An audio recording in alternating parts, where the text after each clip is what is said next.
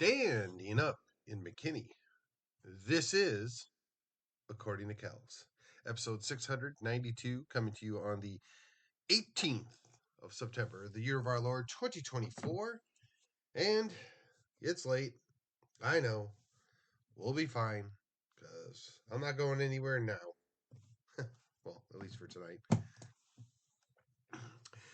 Today we're going to talk about how it's really been one for the books. What do I mean? How does that translate? What am I talking about? Well, we'll get there. Be patient. In the meantime, I ask you, please consider taking the time, like, share, and subscribe to this here podcast. Follow me on your social medias of choice. And I want to say that it's important because the algorithms, they just don't like us.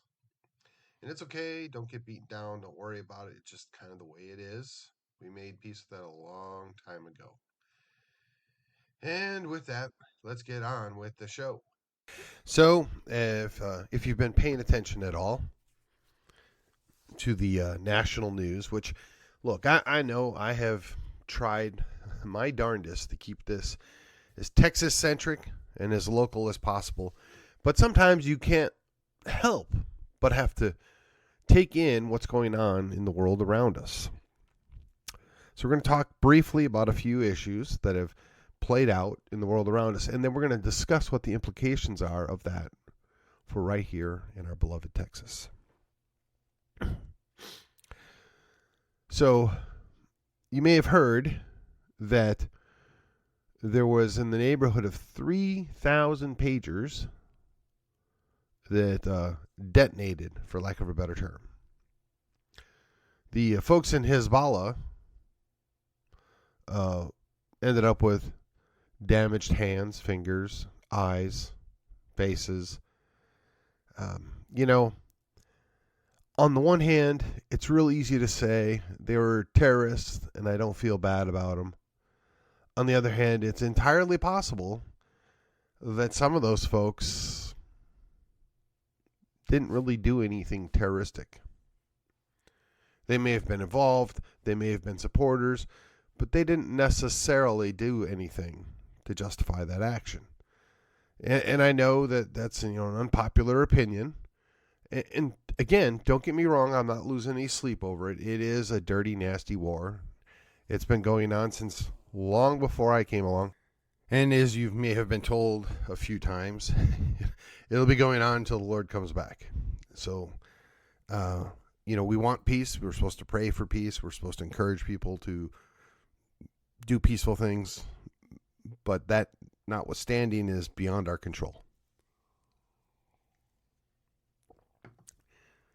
That being said, I don't think we should be giving carte blanche and basically allowing for all this.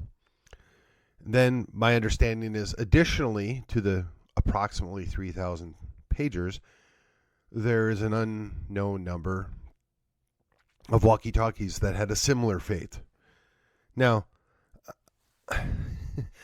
I'm not sure what that means long term for all of us. I mean, I can see the argument behind it. I really can. But I think long term, that's probably going to be more detrimental than whatever short term win you got out of it. Just my guess. And it's certainly going to make people a lot less likely to use electronics. I mean, for those of you out there that are aware, there's this thing called tradecraft, and I know very little about it. It's not my thing. Don't claim to know much. But from what I understand, is they're very fond of not having electronics on them.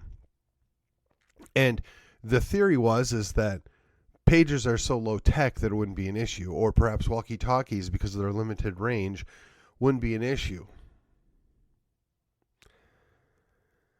I mean, as it is, I carry not one but two phones probably 70% of the time I'm out and about, and both of them could be potentially recording everything I'm saying and doing. No doubt they're tracking where I'm going, how I'm getting there, and how fast I'm moving, how long I'm there. And to a certain extent, that was the trade-off, right?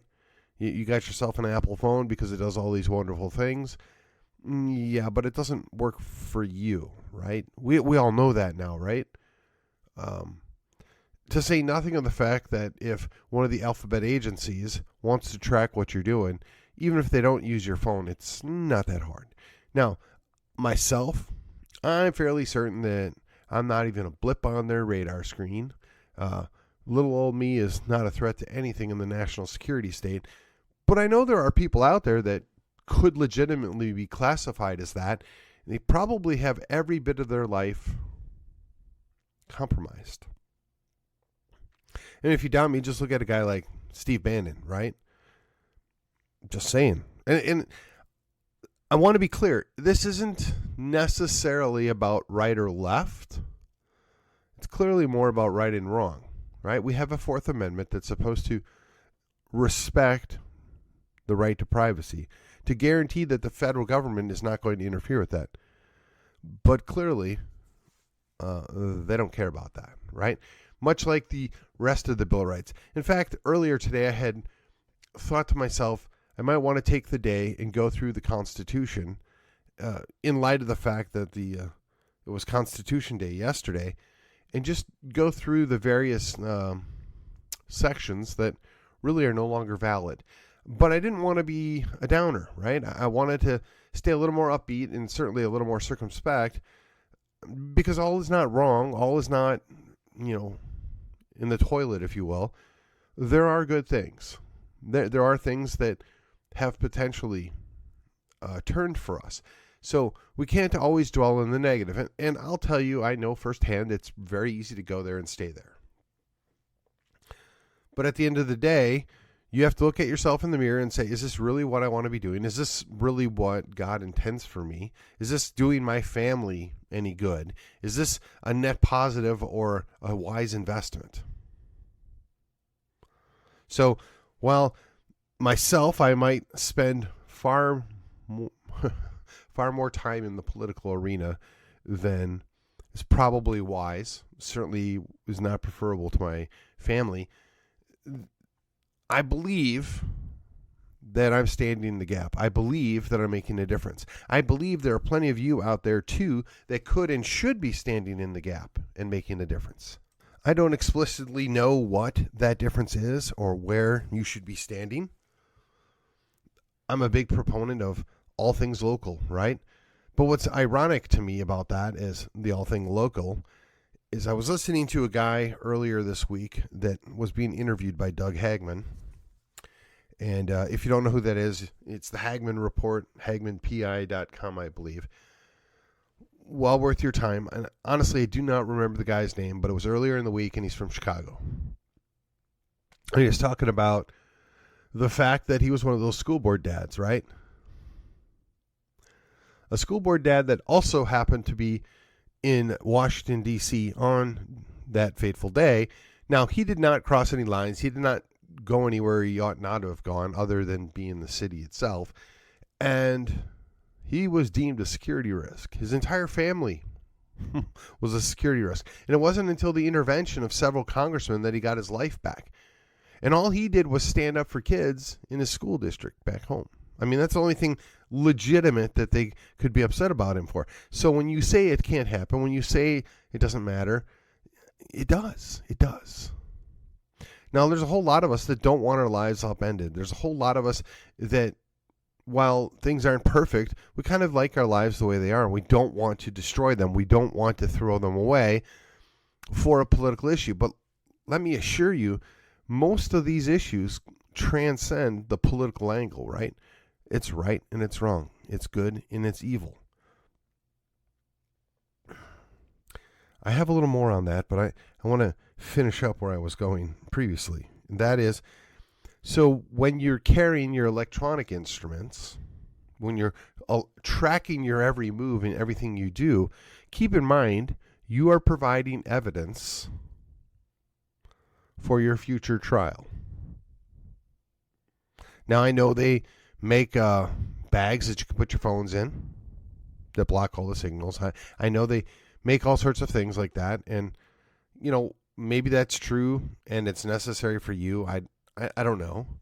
Myself, I'm fairly confident that I'm a small enough entity that nobody really cares. But it reminds me, when I was a kid, I used to hear the refrain from people in my family that if you have nothing to hide, that you shouldn't worry, right?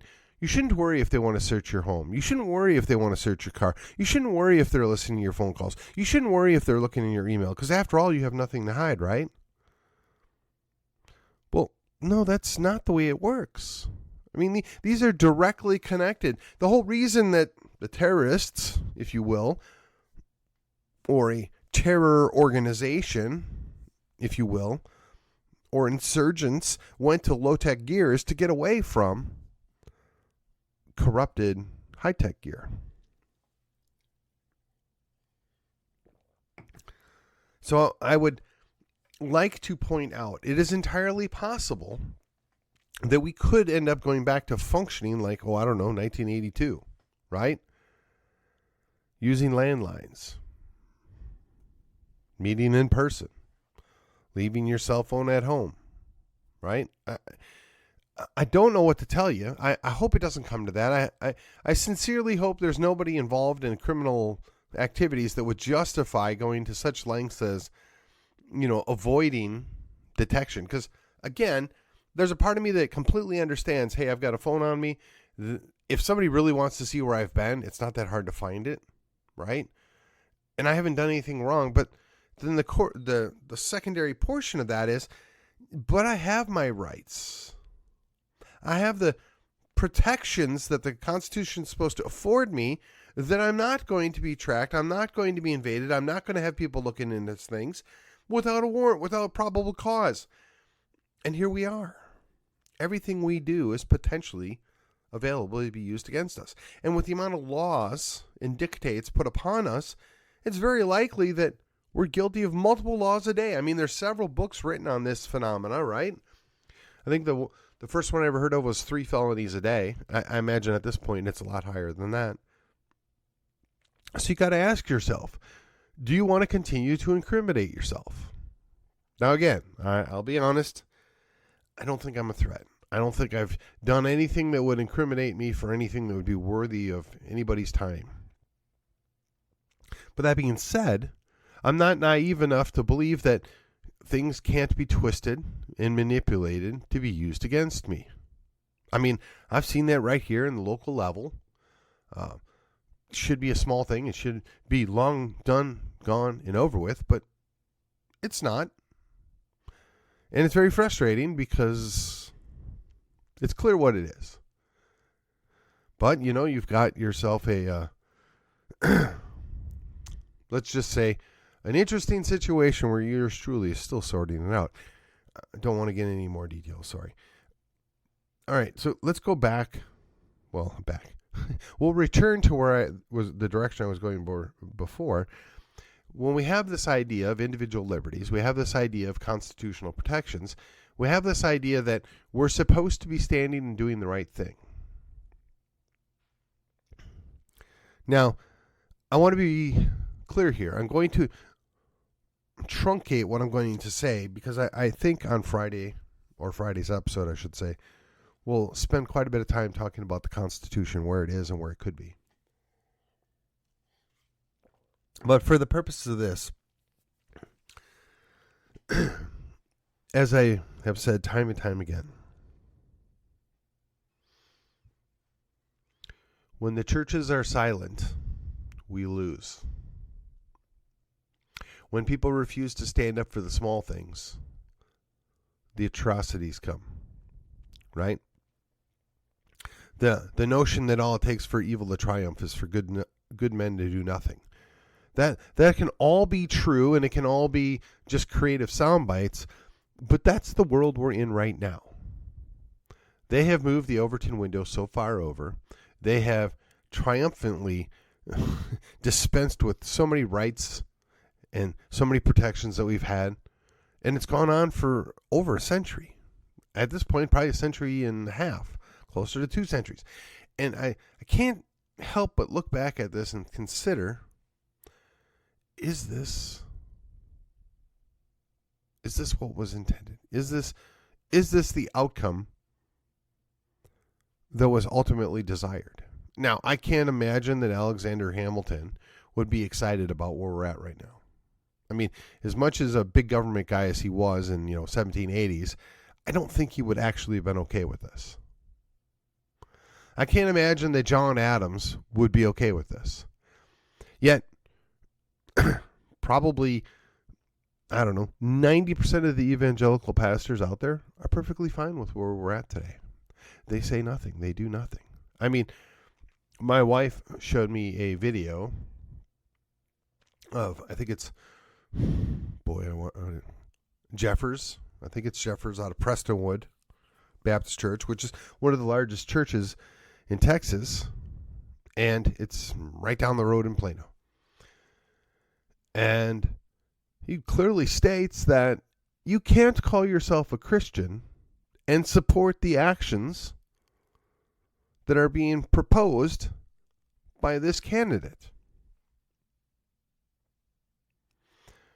Now, myself personally, as much as I am frustrated and disappointed by the lack of the evangelical church to stand up and do the right thing, I am equally very much on guard that I do not want any pastor to go out there and specifically state you need to vote for X, Y, or Z.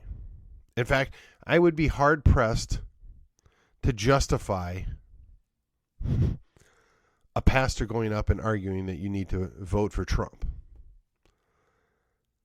But on the flip side of that coin, I can certainly see where those pastors can say, you need to really consider your convictions and where you stand if you're going to go vote for Kamala Harris, right? There are significantly more problems there, worse issues there. And again, and I, as a good Republican, I am, obligated to support the Republican candidate, but I'll be the first to say he is far from a perfect candidate. I mean, he does a lot of things well, but he is far from a perfect candidate or for a guy that I would want to represent me. But that was the only option I have. So given choice A, Donald Trump, and choice B, Kamala Harris, it should be plain as day clear. I mean, you cannot like Ted Cruz in Texas, but the guy that's running against him is a wolf in sheep's clothing. And for somebody to run around with Beto stickers on at this point in time, it's just beyond me. And the fact that those folks feel completely comfortable in 90% of the evangelical churches is very concerning to me. They should be a little disturbed, a little on edge, right? They're supporting people that don't support the Constitution. They're supporting people that are pretty much A-okay with 50% of the population being able to kill with very little restrictions. That's what it boils down to, right? And they've redefined so many things that people are not even sure what's right anymore. So again, when we look at where we're at versus where we were, and then we see what's going on with the technology, I mean, so right now we're dealing with people that aren't sure if they're a boy or a girl, and we're on the cusp of people not even going to be sure they're human anymore, right? So that's where the tie-in was going with that, right? So we've got a people so confused by the people that have pushed this Overton window so far over, they don't know if they're a boy or girl, and they're going to be confused whether or not they're actually human. And we've got this high technology that, quite frankly, they want to start implanting chips. And you look at what they were able to do with a pager. I mean, this stuff's straight out of Sci-Fi Channel, right? You want to inject things or implant things in you? Yeah, that's going to be a really good outcome. I mean, think about it. And there's a whole other aspect here I didn't really even talk about. The whole concept of drones. Right now, drones are controlled by humans. But when the AI, artificial intelligence, alien intelligence, whatever you want to call it, gets good enough, they're going to be semi-independent, right? And then we've got all these different quote unquote smart things that are out there that can be tracked. And I mean, again, we're doing this to ourselves. They're selling us the idea of security. But just remember, if you're trading in your liberty for security, you're going to end up with neither. So the reason why I brought up what went on overseas with pagers and walkie-talkies is directly to show how the technology has been corrupted and used against us. And I directly am relating it to the fact that it tracks your every move and the things you say and the things you do. And people seem to be perfectly okay with that because of the convenience. And I got to tell you, I kind of get it. I do. There are simple workarounds. For how long? I don't know. And then when you look at the fact that this technology is everywhere and so obvious, right? It's just there. Nobody pays any attention to it anymore. If you doubt me, I know of a specific instance where somebody left an iPad sitting on a table next to some people and recording a private conversation, and nobody even noticed it or thought about it or considered that might be what it was doing. Now, fortunately, in this issue, or this situation, the issue was resolved when somebody said, "Oh, what's this here for?" "Oh, were you guys aware this is recording you?" I mean, what kind of thing is that? But again, nobody pays attention to innocuous items, which is what most cell phones and iPads are at these point in times. I mean, do we all need to buy jammers, right? Get our own little personal jammers that we wear on our lapels? I mean, is that what it's going to come down to? I don't know. And then that same technology is implantable to a degree. And once it gets implanted, and people that can't tell the difference between boys and girls are going to start questioning whether or not they're even human. I mean, this is just very logical. Now, I realize it's quote-unquote a slippery slope fallacy, but there's kind of the evidence right there in front of our face that this is what's coming. It's already happening. So is it really a slippery slope, or is it just kind of a, hey, we're prognosticating where this is and where it's going to be very shortly, and it's quite obvious. Perhaps you ought to be paying attention. The reality is, we just don't know what's going to be next.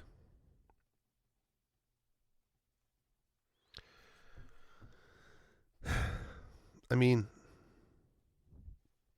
the lines have been blurred, destroyed, rewritten. At what point are we going to realize that we're being set up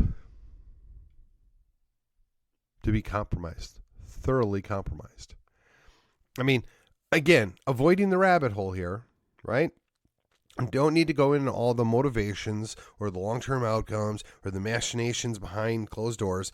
Just look at the obvious. People don't know how to do simple tasks anymore.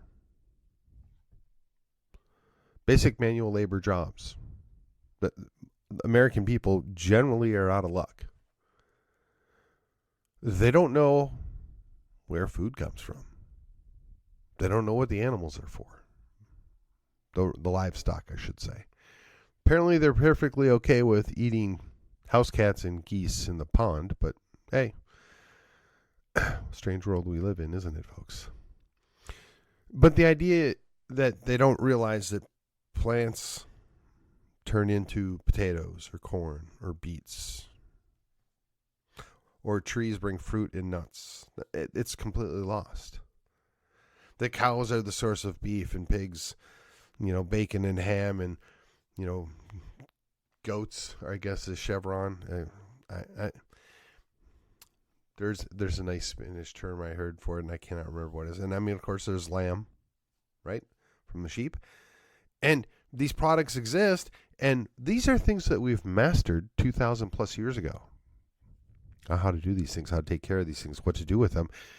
And the average American has no idea. The average American would not know what to do anymore if they popped the hood on their car. The average American has no idea how a drain works in a sink. The average American doesn't even understand conceptually how ice forms. I mean, how did we get here? How have we been educated into incompetence? And look, I'm guilty. I love pastry. I love ice cream. We eat crap all the time. We know it's crap. We still eat it because it tastes good. We like it. Perhaps because it's created to make us crave it. Perhaps it's because the fake sugar is even more potent as an addictive item than actual regular real sugar. I don't know, but this is the world we live in. And I mean, I distinctly remember being in grade school, and I was a skinny little twerp in grade school, and there was like 2 kids in my grade that were overweight. Right? They called the fat kids or whatever. Now, by the time we got to high school, that had all leveled out, right? Some of us put on weight, some of us lost weight, some of us, not me, but some of us went into the contact sports, and others spent more time doing other things. So we all basically leveled out, and then we got into our 30s and our 40s, and we got jobs, and we kind of transitioned into real life, and we got older, put on the weight, we ate the crap. And, I'm Gen X, and I got to say, as far as Gen X goes, we're still pretty competent. We know how to do things. A lot of them don't want to do anything. I'll pay somebody to do that. What's better to do, or what's better for you, to know how to do it, or that you can afford a guy to do it for you? Well, I would suggest and submit for your consideration, ladies and gentlemen, that it's probably best to know how to do a whole lot of things and then opting not to do some of those things because it's not worth your time. And then having the money to pay somebody to do it, but be able to know whether or not they're doing a good job. That's just my thought on that scenario. But again, how did we get here? What was the point? I would submit that it was by design. By who and for what purpose? Yeah, it doesn't really matter at this point. Just what it is. I mean, the average Gen Xer looks at their millennials that followed them, right? The Gen Zs, the Gen Alphas, and they wonder, what are we going to do? But a simple fun fact here. When I got my first real job down here in Texas, I was working for a guy who at the time was 63, so I don't know if that makes him a boomer or not, but I'm going to guess that in 99, and if you're 63, what does it make you, 36? Yeah, 1936. So, I guess technically maybe that's greatest generation still, maybe. But it's a curious thing.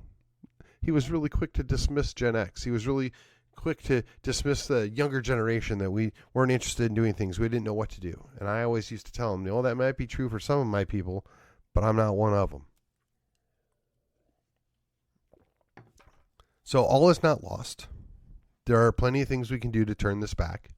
And I'm confident we're going to find it. And with that, this has been According to Callus. We're going to cut a little short. And I will see you on the other side, a.k.a. Friday. Wanted.